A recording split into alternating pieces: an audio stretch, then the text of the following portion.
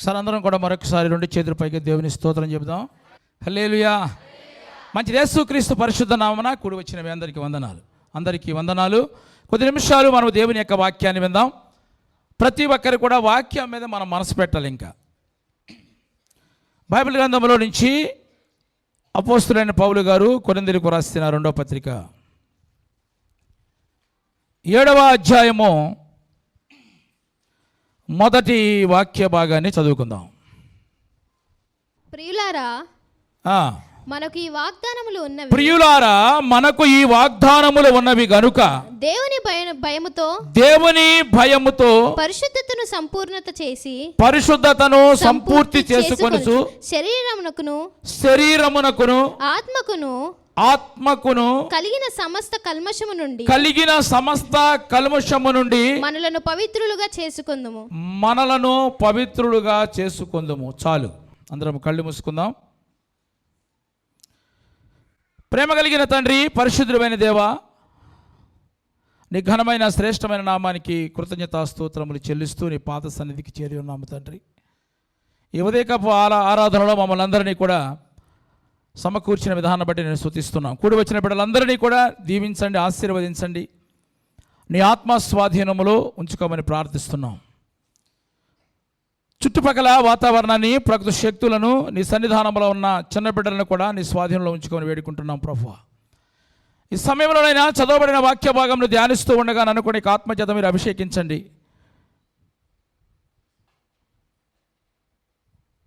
మా అందరితో ప్రభువా మీరు మాట్లాడి మా జీవితాలను బలపరచమని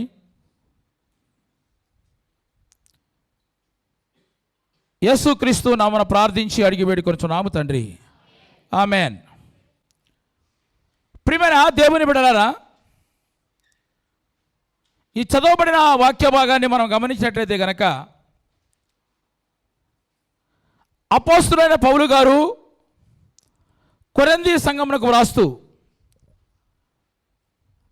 మన అందరితో కూడా చెబుతున్న మాట ఏంటంటే, పరిశుద్ధతను సంపూర్తి చేసుకోవాలి మనందరం కూడా. హల్లెలూయా. అంటే మనమందరము సంపూర్ణము చేయవలసినవి చాలా ఉన్నాయి. పరిశుద్ధ గ్రంథంలో చూస్తే గనక ఎఫెసీయులకు రాసిన పత్రిక 4వ అధ్యాయం 11వ వాక్యమును కూడా చదువుకుందాం.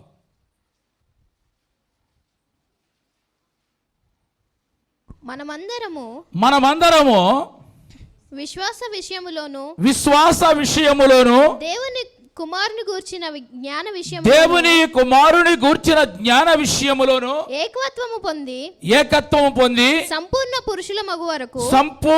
పురుషుల మగు వరకు అనగా క్రీస్తునకు కలిగిన సంపూర్ణతకు సమానమైన సంపూర్ణ కలవారమగు వరకు ఆయన ఇలాగు నియమించెను. ఆమేన్, హల్లెలూయా. ఈ వాక్యములో మనం గమనించినట్లయితే గనక ఆయన సంపూర్ణతకు సమానమైన సంపూర్ణత కలవారమగు వరకు అని రాయబడింది. ఆమేన్, హల్లెలూయా. అంటే ఆయన సంపూర్ణత ప్రేమలో చూపించాడు, ఆయన సంపూర్ణత క్రియలలో చూపించాడు, ఆయన సంపూర్ణత కార్యాలలో కూడా చూపించాడు. అందుకని వ్రాస్తూ ఏమని చెప్తున్నాడంటే, సంఘములోనంట అపోస్తులు, సువార్తికులు, కాపరులు, ఉపదేశకులు, బోధకులు ఈ పరిచర్య కూడా జరగాలి అని అక్కడ చెప్తున్నాడు. ఆమేన్, హల్లెలూయా.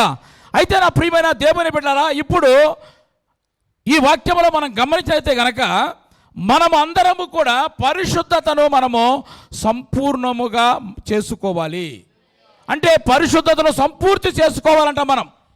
అయితే ప్రియమైన దేవుని ఒక ప్రశ్న ఏంటంటే, నీవు అసలు పరిశుద్ధతలోనికి అడుగు పెట్టావా? పరిశుద్ధ జీవితాన్ని నువ్వు ప్రారంభించావా? పరిశుద్ధ జీవితం అనే దైవభక్తి సాధకము చేస్తున్నావా? నీవు ఆయన పరిశుద్ధత పొందుకునే అనుభవంలోనికి నువ్వు వచ్చావా? ఈ అనుభవంలోనికి గనక అడుగు పెట్టగలిగితే గనక పరిశుద్ధతను మనము సంపూర్తి చేసుకోవటం అనే విషయములు నేర్చుకోవడానికి ప్రభు మనకు సహాయం చేస్తాడు. ఆమేన్, హల్లెలూయా. ఈరోజు ప్రభు మన ముందు ఉంచిన ఒక ఛాలెంజ్ ఏంటంటే కనుక, ఒక సవాల్ ఏంటంటే కనుక, మనమంట పరిశుద్ధతను సంపూర్తి చేసుకోవాలి. ఆమేన్, చెప్తాం గట్టిగా హల్లెలూయా. అంటే పరిశుద్ధతను ఎలా సంపూర్తి చేసుకోవాలి మనము? అంటే పరిశుద్ధతను ఎప్పుడు మన జీవితంలో ప్రారంభమవుతుంది? పరిశుద్ధత మనకు ఎలా కలుగుతుంది? పరిశుద్ధతను దేవుడు ఇస్తాడా, లేకపోతే పరిశుద్ధత పరచవలసిన విషయంలో దేవుని పాత్ర కూడా ఉంటుందా, లేకపోతే మన పాత్ర కూడా ఉంటుందా? కొన్ని విషయాలు మనం నేర్చుకోవాలి. నీవు ఒకవేళ పరిశుద్ధతలోనికి వచ్చి ఉంటే గనక ఎంతవరకు నీవు వచ్చావు? యేసు ప్రభువారు మొదటి రాకడలో పాపుల కొరకు వచ్చాడు. ఇప్పుడు రెండవ రాకడలో పాపుల కొరకు రాడు, ఇప్పుడు పరిశుద్ధుల కొరకు వస్తాడు. ఆమేన్, హల్లెలూయా. కాబట్టి ప్రియమైన దేవుని బిడ్డలారా, ఒక విషయాన్ని మనం గమనించాలి. నీ జీవితంలో పరిశుద్ధత ప్రారంభమైందా? పాపము మీద నీకు అసహ్యం వేస్తుందా? చెడుతనాన్ని నువ్వు విసర్జించే స్థితిలో నీవు ఉన్నావా? పరిశుద్ధత కొరకై నువ్వు ప్రయాసపడుతున్నావా? ప్రభువుకు ఇప్పుడు కావలసింది ఎవరో తెలుసా? బాగా పాటలు పాడేవాళ్ళు కాదు, బాగా కానుకలు ఇచ్చేవాళ్ళు కూడా కాదు, బాగా వాక్యములు చెప్పేవాడు కూడా కాదు. ఈ వాక్యాన్ని బట్టి ఆయనకు కావలసింది ఎవరంటే పాపమును అసహించుకొని పరిశుద్ధతను సంపూర్తి చేసుకొని కొరటకు ప్రయాసపడేవారు ప్రభువుకు కావాలంట. ఆమేన్, హల్లెలూయా. లూకా సువార్త 14వ అధ్యాయము 28వ వాక్య భాగాన్ని మనం గమనించితే గనక, మీలో ఎవడైనానో ఒక గోపురము కట్టింపగోరిన ఎడల దానిని కొనసాగించుటకు కావలసిన తన యొద్ద ఉన్నదో లేదో అని కూర్చుండి తగులబడి మొదట లెక్క చూచుకొని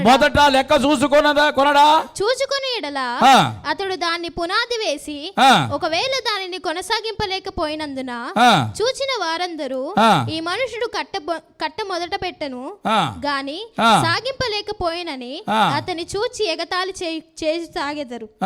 మరియు ఏ రాజైనను మరొక రాజుతో యుద్ధము చేయబోనప్పుడు. చాలు ప్రియమైన దేవుని బిడ్డలారా, ఈ వాక్యం భాగాన్ని మనం ఇక గమనించినట్లయితే గనక, ఒకడు ఇల్లు కట్టడం ప్రారంభించి సగములో గనక వదిలివేస్తే గనక వానికి అవమానం కలుగుతుంది కదా. ఎందుకంటే అందరూ రకరకాలుగా మాట్లాడుకుంటారు కదా. కట్టగలనా లేదా ముందే చూసుకొని ప్రారంభించాలి. హడావుడిగా ప్రారంభించి మధ్యలో వదిలివేస్తే గనక అవమానం కదా అని ఇక్కడ యేసు ప్రభువు వివరంగా చెప్తున్నాడు ఇక్కడ. కాబట్టి ప్రియమైన దేవుని బిడ్డలారా, నీవు రక్షించబడి పరిశుద్ధంగా జీవించడానికి క్రీస్తు అనే పునాది మీద నీవు కట్టుకుంటున్నావు కదా. కట్టుకున్నప్పుడు పునాదులు నువ్వు సరిగా వేసావా? పునాది మీద నీ జీవితాన్ని కట్టుకుంటున్నావా? గోడలు లేసాయా? నీకు అసలు పైకప్పు ఉందా? నీ హృదయము లేకపోతే నీ గుమ్మము ప్రభువు నివసించడానికి యోగ్యమైనదిగా మలుచుకున్నావా? ఒక్కసారి మనం ఆలోచించాలి. కాబట్టి నీలో నీవు ప్రారంభించిన పరిశుద్ధత సంపూర్ణతలోనికి రావాలి అంటే గనక కీర్తనల గ్రంథము 93వ కీర్తన 5వ వాక్య భాగాన్ని చదువుకుందాం. నీ శాసనములు నీలో నీవు ప్రారంభించి పరిశుద్ధత సంపూర్ణము కావాలి. ఎందుకు సంపూర్ణము కావాలంటే గనక ఇక్కడ చెప్తున్నాడు 93వ కీర్తన 5వ వచనం. నీ శాసనములన్నీ ఎన్నడూను తప్పిపోవు. యెహోవా ఎన్నటెన్నటికి పరిశుద్ధతయే నీ మందిరమునకు అనుకూలము. ఆమేన్, హల్లెలూయా. నీ ఇంటికి ఎటువంటి పెయింట్లు వేసుకుంటావో, ఎటువంటి రంగులు వేసుకుంటావో అది నీ ఇష్టం. కానీ ఇక్కడ దేవుని మందిరమునకు కావలసింది మాత్రము పరిశుద్ధతయే. ఆమేన్, హల్లెలూయా. అందుకని హృదయ శుద్ధి గల వారు ధన్యులు, వారు దేవుణ్ణి చూస్తారంట. పరిశుద్ధత లేకుండా ఎవరు కూడా ప్రభువుని చూడలేరు అంటాడు. ఆమేన్, హల్లెలూయా. కాబట్టి నా ప్రియమైన దేవుని బిడ్డల, పరిశుద్ధతను మనము సంపూర్తిగా మనం చేసుకోవాలి, సంపూర్ణముగా చేసుకోవాలని మన ముందు ఒక ఛాలెంజ్, ఒక సవాలు విసురుతున్నాడు ఇక్కడ. మన ముందు ఉన్న సవాల్ ఇది. కాబట్టి ప్రియమైన దేవుని బిడ్డరా, ఈ పరిశుద్ధత ఎలా ప్రారంభించబడుతుంది? పరిశుద్ధతను సంపూర్తి చేసుకునే విషయంలో మనంతట మనమే చేసుకోగలుగుతామా, లేకపోతే ప్రభు యొక్క సహాయం కూడా మనకు కావాలా అని నేర్చుకునే ముందు ఒక వాక్యాన్ని చదువుకుని మనం ముందుకు వెళ్తాం. చదవండి. నిర్గమాకాండం 31వ అధ్యాయము 12వ వాక్యంలో చూస్తే గనక,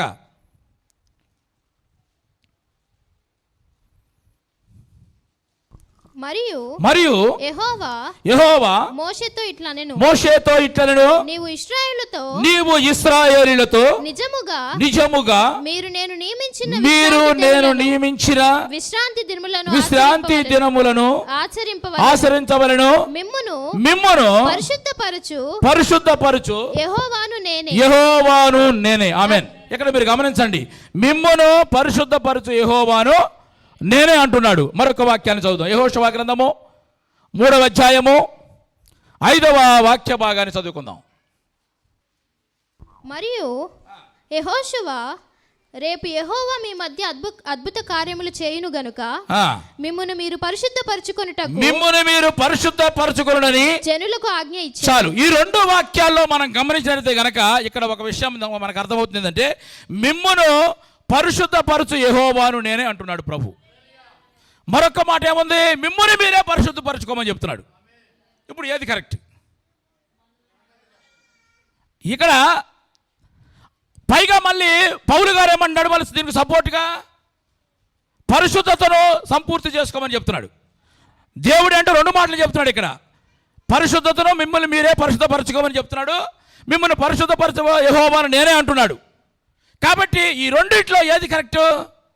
ఒకవేళ పొరపాటున అనేసి అంటావా దేవుడు?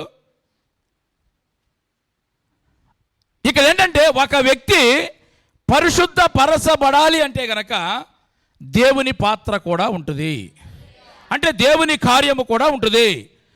అదేవిధంగా ఒక వ్యక్తి పరిశుద్ధంగా జీవించాలంటే గనక ఆ వ్యక్తి పాత్ర కూడా ఉంటుంది. ఆమేన్. హల్లెలూయా. అంటే దేవుని పాత్ర ఉంటుంది, వ్యక్తి పాత్ర కూడా ఉంటుంది. ఆయన నిన్ను కడుగుతున్నాడు అనుకోండి, నువ్వు పద్దాక మురికిలో దొర్లుతుంటే కనుక ఎలా పరిశుద్ధపరచబడతావు? ఆయన నిన్ను పరిశుద్ధపరుస్తున్నాడు అనుకోండి, నువ్వు పాపములో దొర్లుతుంటే కనుక ఎలా పరిశుద్ధపరచబడతావు? నువ్వు ఆయన నిన్ను నూతన పరుస్తూ ఉంటే కనుక, నువ్వు పాత జీవితంలోనే జీవిస్తూ ఉంటే కనుక ఎలా పరిశుద్ధపరచబడతావు? అందుకే అంటున్నాడు, నేను మిమ్మల్ని పరిశుద్ధపరుస్తాను, మీరు కూడా మిమ్మల్ని మీరు పరిశుద్ధపరచుకోవాలి. ఆమేన్. హల్లెలూయా. అంటే ఇప్పుడు పరిశుద్ధంగా జీవించే విషయంలో దేవుని పాత్ర కూడా ఉంది, మన పాత్ర కూడా ఉంది. ఆమేన్. హల్లెలూయా. ఆయన ఒక్కడే చేయడు ఆ పని, ఆయన చేస్తాడు. నువ్వు చేసే పని కూడా నువ్వు చేయాలి. కాబట్టి నా ప్రియమైన దేవుని బిడ్డలారా, ఇప్పుడు పౌలు గారు అంటున్న మాట ఏంటంటే ఆ పరిశుద్ధతను మనం సంపూర్తి చేసుకోవాలి. ఆమేన్. హల్లెలూయా. ఆ పరిశుద్ధతను సంపూర్తి చేసుకోవాలి అంటే గనక దేవుడు ఏం చేస్తాడు, మనం ఏం చేయాలి? కొన్ని విషయాలు ఈ రోజున మనం నేర్చుకుందాం. దేవుడు ఏం చేస్తాడు, మనం ఏం చేయాలి? చదవండి యోహాను మొదటి పత్రిక 1వ అధ్యాయం 7వ వాక్యం. అయితే ఆయన వెలుగులో ఉన్న ప్రకారము మనము వెలుగులో నడిచిన ఎడల మనము అన్యోన్య సహవాసము గలవారమయుందుము. అప్పుడు ఆయన కుమారుడైన యేసు రక్తం ప్రతి పాపము నుండి మనలను పవిత్రులుగా చేస్తుంది. హల్లెలూయా. జాగ్రత్తగా ఉంది. ఇక్కడ మనం పరిశుద్ధంగా జీవించాలి, పరిశుద్ధతను సంపూర్తి చేసుకోవాలంటే కనుక దేవుడు ఏం చేస్తాడో మనం ఏం చేయాలి? ఇక్కడ ఈ వాక్యాన్ని మనం గమనించినట్లయితే కనుక మనలను ప్రతి పాపము నుండి పవిత్రులుగా చేసేది ఏంటి? యేసు రక్తము. చెప్తాం గట్టిగా హల్లెలూయా. యేసు రక్తం అన్నమాట. అంటే ఎప్పుడు చేస్తుందంటే కనుక ఆయన వెలుగులోనున్న ప్రకారము మనము వెలుగులో నడుచుకొని ఎడలా, ఆయన వెలుగులో ఉన్నాడు, మనము కూడా వెలుగులో నడుచుకుంటూ ఆయనతో అన్యోన్య సహవాసము కలిగి ఉంటే అప్పుడు ఆయన రక్తం మనల్ని పవిత్రులుగా చేస్తుంది. హల్లెలూయా. గట్టిగా చెప్తాం హల్లెలూయా. అంటే కనుక మన పరిశుద్ధతను మనం సంపూర్తి చేసుకోవాలంటే కనుక మన వెలుగులో నడుచుకుంటున్నా మంచిదే, కానీ నువ్వు ఇప్పుడు ఎలా ఉండాలి? ఆయనతో అన్యోన్యమైన సహవాసము కలిగి ఉండాలి. దేవునితో అన్యోన్యమైన సహవాసం ఎవరైతే కలిగి ఉంటారో వారి మీదకి యేసు రక్తము వచ్చి వారిని పవిత్రులుగా చేస్తుందంట. ఆమేన్. హల్లెలూయా. నీవు ఇంకా పాపములో ఉండి నీవు ఇంకా లోకస్తులతోనే జీవిస్తూ ఉంటూ నీవు ఇంకా వ్యభిచారంలోనే ఉంటూ ఒకవేళ నీవు ఇంకా అన్య ఆచారాలను బ్రతుకుతూ ఉంటే గనక, నువ్వు చీకటి వ్యవహారాలు కొనసాగిస్తుంటే గనక ఆదివారము చర్చికి వచ్చినంత మాత్రాన నీవు పరిశుద్ధతలోనికి రాలేవు. నువ్వు కాబట్టి నా ప్రియమైన దేవుని బిడ్డ, నువ్వు యేసయ్యతో అన్యోన్య సహవాసము ఎవరైతే కలిగి ఉంటారో వారి మీద కంట యేసు రక్తం వస్తుంది. యేసు రక్తము వారిని పవిత్రులుగా చేస్తుంది. హల్లెలూయా. మనం అందరం ప్రార్థన అయిపోయిన తర్వాత అందరూ కలుసుకుంటారు, ప్రైజ్ లార్డ్ అంటారు కదా. ప్రైజ్ లార్డ్ పెట్టి చేతులు కలిసి ఉంటాం కదా, కలుసుకుంటాం. కలుసుకున్నప్పుడు మన మధ్యలో నుంచి ఇంకొకటి వెళ్ళొచ్చు, అంతే కదా. అంటే బాగా గట్టిగా వాటేసుకోమని చెప్పేది, కానీ అన్యోన్య సహవాసం అంటే ఎలా ఉంటుంది? మధ్యలోంచి గాలి కూడా వెళ్ళకూడదు. స్తోత్రం చెప్పు. హల్లెలూయా. ప్రియమైన దేవుని బిడ్డలు అంటే కనుక అన్యోన్య సహవాసం అంటే కూడా ఇద్దరూ కలిసిపోవాలి. ప్రభువు నీవు నేను, నీవు ప్రభువు ఏకమైపోవాలి. అలా ఆయనతో సహవాసము కలిగి ఉండగలిగితే గనక చూసిన వారందరూ కూడా ఏమనుకోవాలి, మన గురించి ఏమని మాట్లాడుకోవాలి? వాళ్ళిద్దరూ ఎంత అన్యోన్యంగా ఉంటున్నారండి. వాళ్ళిద్దరంటే ఎవరు? నీవు యేసు ప్రభు ఎంత సహవాసం కలిగి ఉంటారండి అనే ఒక సాక్ష్యం మన గురించి అందరూ మాట్లాడుకోవాలి. ప్రభువుతో అంత అన్యోన్య సహవాసము ఎవరైతే కలిగి ఉంటారో వారి మధ్యలోనికి, వారి మీదకి యేసు రక్తం వస్తుందంట, వారిని పవిత్రులుగా చేస్తుంది. అప్పుడు మన పరిశుద్ధతను మనము సంపూర్ణము చేసుకోగలుగుతాం. హల్లెలూయా. ఎక్కడ తిరిగినప్పటికి కూడా వారం రోజులు ఆదివారం చర్చికి వచ్చేస్తాడండి అనే సాక్ష్యం కంటే, చర్చిలో ఉన్న, మార్కెట్లో ఉన్న, పనుల్లో ఉన్న అతని ధ్యాస అంతా కూడా యేసు మీదే ఉంటుంది అనే సాక్ష్యాన్ని నువ్వు కలిగి ఉండాలి. చెప్పు గట్టిగా హల్లెలూయా, హల్లెలూయా. కొందరు రాజకీయ నాయకులతో అన్యోన్య సహవాసం కలిగి ఉంటారు, కొంతమంది బంధువులతో ఎక్కువ అన్యోన్య సహవాసం కలిగి ఉంటారు, కొంతమంది స్నేహితులతో ఎక్కువ సహవాసం కలిగి ఉంటారు. కానీ సేవకులతో మాత్రము ఎప్పుడో వారానికి ఒకసారి. ఆలోచించడం ఒకసారి మనము, నీవు సేవకునితోనే అన్యోన్య సహవాసం కలిగి లేకపోతే దేవునితో ఎలా అన్యోన్య సహవాసం కలిగి ఉంటావు? యేసు రక్తం నీ మీదకి వచ్చి నిన్ను పవిత్రులుగా చేసి నీ పరిశుద్ధులను సంపూర్తిగా చేయాలంటే గనక అన్యోన్యముగా యేసుతో నువ్వు కలిసి ఉండాలి. అంటే అన్యోన్యంగా యేసుతో ఎప్పుడు కలిసి ఉండగలుగుతావు? వాక్యము ద్వారా, ప్రార్థన ద్వారా. హల్లెలూయా. వాక్యము ద్వారా ప్రభువు నీతో మాట్లాడుతూ ఉంటాడు, ప్రార్థన ద్వారా నువ్వు ప్రభువుతో మాట్లాడగలుగుతావు. ఆమేన్. కాబట్టి ఎక్కువగా వాక్యముతో, ప్రార్థనలో ఎవరైతే ఉంటారో వారు చీకటి సంబంధాలు విడిచిపెడతారు, వారి చీకటి స్నేహితులను విడిచిపెడతారు, చీకటి సరదాలను విడిచిపెడతారు. వారు యేసుతో అన్యాయముగా జీవించడానికి వారి మనస్సులను స్థిరపరచుకుంటారు. కాబట్టి యేసు రక్తం వాళ్ళ మీదకి వచ్చి వాళ్ళ పవిత్రులుగా చేస్తుందంట. అయితే యేసు రక్తము మనలను పవిత్రపరుస్తుంది. అంటే మనల్ని కడిగే పని ఆయనది, మనము ఆయనతో అన్యోన్యంగా జీవించే పని మనది. ఈ రెండు మ్యాచ్ అయితే గనక అప్పుడు పరిశుద్ధత. అప్పుడు పరిశుద్ధత ప్రారంభమైన మన జీవితంలో దేవుడే తన కార్యమును ప్రారంభించి పరిశుద్ధతను సంపూర్తి చేసుకుంటానికి ప్రభు మనకు సహాయం చేస్తాడు. నేను పాపిని ప్రభువా, నా వల్ల కాదేమి అంటూ ఇంట్లోనే కూర్చున్నావు అనుకోండి, నువ్వు దేవునికి దూరంగా ఉంటావు. దేవునితో నువ్వు అన్యాన్య సహవాసం చేయలేవు. నీ జీవితంలో ప్రార్థన ఉండదు, నీ జీవితంలో వాక్యం వినలేవు. టీవీ చూసుకుంటూ కూర్చున్నంత మాత్రాన నీలో పరిశుద్ధత ప్రారంభించబడదు. పరిశుద్ధతను నువ్వు సంపూర్తి చేసుకోలేవు. చాలామంది నేనే తెలివైన వ్యక్తిగా నువ్వు అనుకుంటావు, ప్రభువు తెలివి లేదంటావా? నీ తెలివితేటలు ఆయన దగ్గర పనికిరావు, మన తెలివితేటలు ఆయన దగ్గర పనికిరావు. ఆయన చూసేది ఒకటే, నీ భక్తిని చూస్తాడు, నీ ప్రార్థనను చూస్తాడు, నీ సమర్పణను చూస్తాడు. కాబట్టి ప్రియమైన దేవుని బిడ్డలారా, ఇక నుంచి యేసుతో నేను అన్యోన్య సహవాసము కలిగి ఉంటాను అన్న వాళ్ళందరూ గట్టిగా ఎక్కువగా ఇక నుంచి వాక్యముతో, ప్రార్థనలోనే నేను ఉంటానన్న వారందరూ దేవునికి చీకటి సంతోషాలు, చీకటి సరదాలు, చీకటి సహవాసాలు విడిచిపెట్టి నేను యేసుతోనే సహవాసం చేస్తానన్న వాళ్ళందరూ ఆమేన్. హల్లెలూయా. ప్రియమైన దేవుని బిడ్డలారా, ఆయనతో మనము ఎక్కువ అన్యోన్య సహవాసం కలిగి ఉండాలి. అలా ఎవరైతే సహవాసం కలిగి ఉంటారో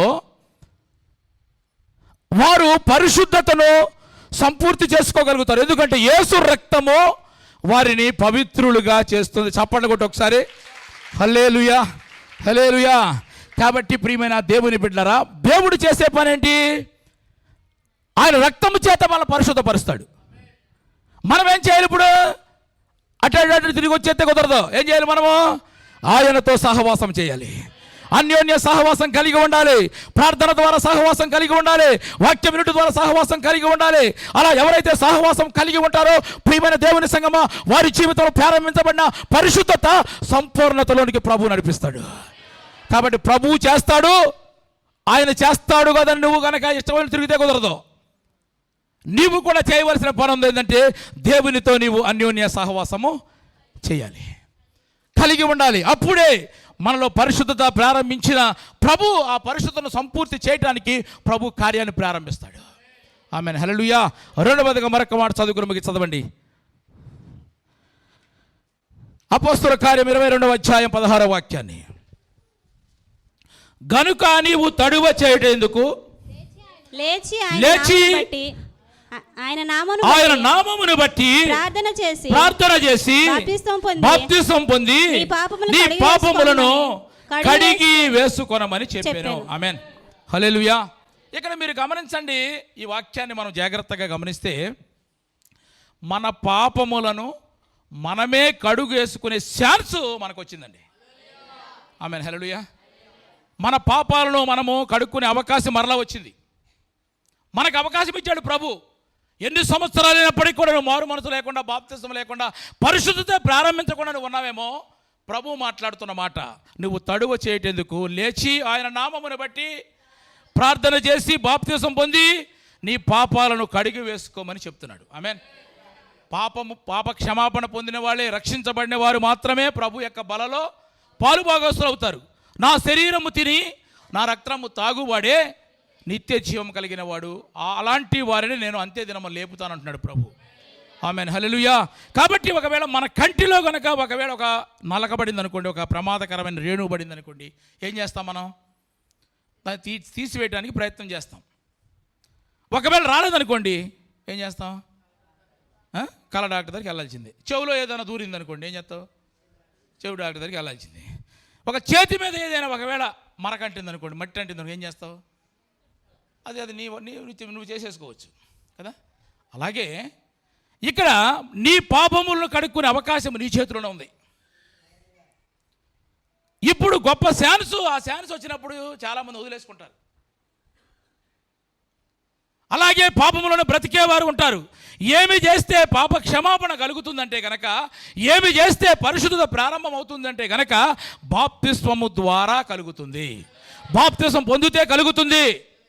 ఇక్కడ పౌలు గారు అంటున్నాడు, నాకు ఒక దర్శనం వచ్చింది, గుర్రం మీద నుండి నేను కింద పడిపోయాను, వెలుగులో నుండి ప్రభు మాట్లాడాడు, నన్ను ఆయన ఒక సాధనంగా వాడుకోబోతున్నాడు అంటున్నాడు.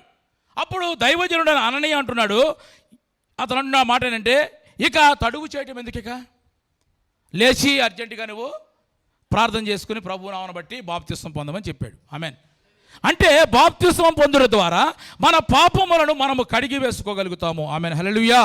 ఇంకా నువ్వు బాప్తిస్వం పొందకపోతే గనక, ఇంకా పాపములతో పశ్చాత్తాపడకపోతే గనక, మారు మనసు పొందకపోతే గనక, పరిశుద్ధతను ప్రారంభించకపోతే గనక ప్రభు మనకు అవకాశం మనకి ఇస్తున్నాడు. జనవరి 1వ తారీఖునే కాదు, ఎప్పుడైనా తీసుకోవచ్చు బాప్తిస్మాలు అనేది. కొంతమంది ఫిక్స్ అయిపోతారు అన్నమాట, ఏంటంటే ఫస్ట్ దాటితే చాలు, ఇక సంవత్సరం దాకా మనకు ఇబ్బంది ఉండదు, ఫస్ట్ తారీఖు తీసుకోవచ్చు అని చెప్పొచ్చు వంక అనేవాళ్ళు కొంతమంది ఉంటారు. అప్పటి వరకు అవసరం లేదు. ఇప్పుడైనా సరే నీ పాపములను కడుక్కునే ఛాన్స్, అవకాశాన్ని ప్రభువు నీకు ఇచ్చాడు. ఆమేన్, హల్లెలూయా. కాబట్టి మనకు పరిశుద్ధత ఎలా కలుగుతుందంటే కనుక బాప్తిస్వము ద్వారా మనకు పరిశుద్ధతలోనికి మనం వస్తాము. ఆమేన్, హల్లెలూయా. ఇప్పుడు నువ్వు అర్జెంటుగా ఒకవేళ మీ ఫ్రెండ్ మ్యారేజ్కి వెళ్తున్నావు, నేను ముగిస్తాను, వెళుతూ ఉన్నప్పుడు దారిలో నీకు బాగా తెలిసిన వాళ్ళు చాలా కాలం తర్వాత కలిశారనుకోండి, కలిసి అర్జెంటుగా ఒక 5 నిమిషాలు మా ఇంటికి రండి, వచ్చి టీ తాగి వెళ్ళమని అడిగారు. ఇప్పుడు నువ్వు అర్జెంటుగా ఎక్కడికి వెళ్ళాలి? ఇప్పుడు పెళ్ళికి వెళ్ళాలి. ఇప్పుడు లేదు టైం అయిపోతుంది, నేను కుదరదు, తర్వాత ఇప్పుడు వస్తాలే అని చెప్పేసి ఆ టీ కూడా తాగకుండా వాళ్ళ ఇంటికి వెళ్ళకుండా నువ్వు వెళ్ళిపోతూ ఉంటావు. వెళ్ళిపోతున్నప్పుడు దారిలో పెళ్ళి దగ్గరికి వెళ్ళే కొంచెం సమీపంగా వెళ్ళే టైంకి నువ్వు స్పీడ్గా వెళ్తున్నావు, అంతలోకి ఏదో తొక్కావు. ఇప్పుడు ఏం చేస్తావు?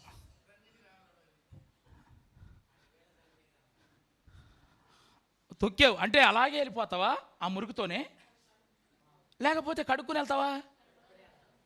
నీకు అర్జెంటుగా చేయవలసిన పని ఏముంది ఇప్పుడు? ఏంటి ఇప్పుడు?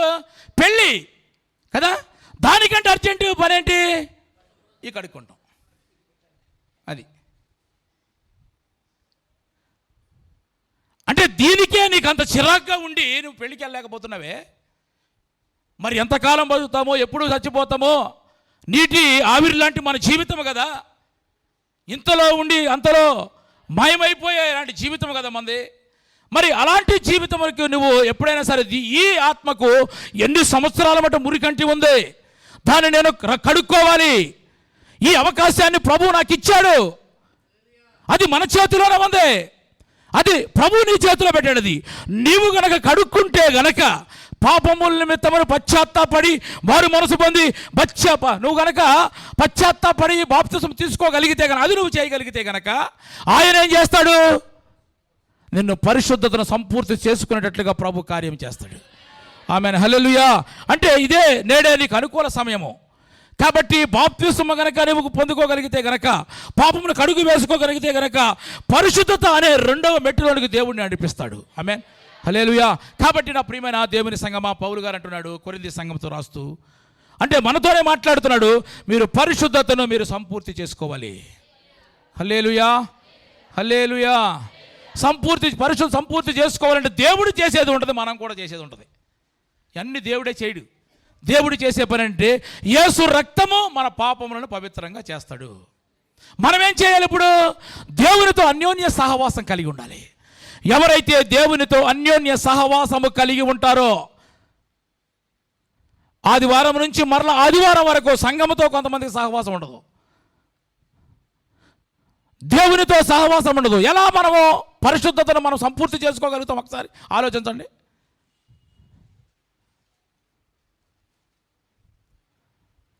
ఆ సహవాసం అనేది కావాలి, ఆ బిల్డప్ చేసుకోవాలి. మనం దేవునితో అన్యోన్య సహవాసము ఎవరైతే కలిగి ఉంటారో వారినంట యేసు రక్తము పరిశుద్ధ పరిచి వారిని పరిశుద్ధతలోనికి ప్రభు నడిపిస్తాడు. రెండవదిగా బాప్తిస్మము ద్వారా పరిశుద్ధతలోనికి వస్తాము. కాబట్టి ప్రియమైన దేవుని బిడ్డలారా, ఆ బాప్తిస్మము ద్వారా పరిశుద్ధతలోనికి వచ్చిన మనం అందరం కూడా ఆ పరిశుద్ధత సంపూర్తి చేసుకోవాలి అంటే గనక మనం ఏం చేయాలంటే ప్రతి ఆదివారం మాత్రమే కాదు, మధ్యలో జరుగుతున్న కార్యక్రమాలు, ఒకవేళ దేవుని సన్నిధిలో ప్రార్థన చేయటం ద్వారా, దేవుని సన్నిధిలో వాక్యం వినటం ద్వారా మన జీవితాన్ని పరిశుద్ధతలో నడిపిస్తాడు. కాబట్టి ఎక్కువగా ప్రార్థన చేయుట, వాక్యం వినుటలో, ఆ సహవాసంలో దేవునితో అన్యోన్య సహవాసం కలిగి మనం ఉండగలిగితే గనక మన పరిశుద్ధతను దేవుడు సంపూర్తి చేస్తాడు. ఆమేన్. తలవంచండి, ప్రార్థన చేసుకుందాం.